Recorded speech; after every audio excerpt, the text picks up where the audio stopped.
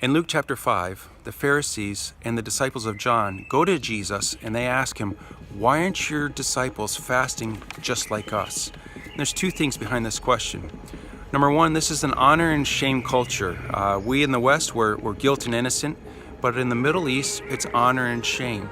And so in a way, the Pharisees were prodding Jesus, poking at him in a little bit, trying to even shame him into response. They were saying, "Why aren't you like us? Why are you different?" That was curious to them. The second thing is, they were curious. The Pharisees were confused even. Jesus was just starting his ministry. The Pharisees didn't know, who is this Jesus guy? Do we follow him or not? So they were genuinely searching and asking questions. Who is this Jesus? Jesus responds to the Pharisees in this way. He uses two analogies. He talks about the old garment and the old wineskins.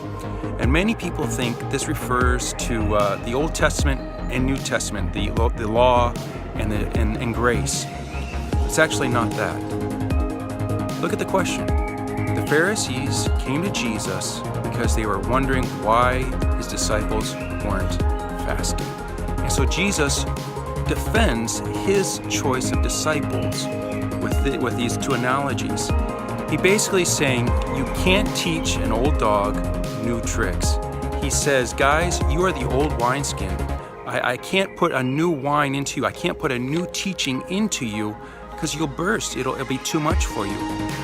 The Pharisees were not able to preach 1 Corinthians 2, Jesus Christ and him crucified.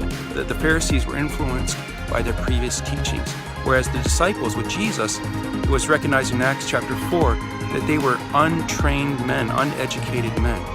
And so we as Christians, we need to fast, we need to follow Jesus and trust him, and he will take care of the details. We need to preach Jesus and preach him crucified. Amen.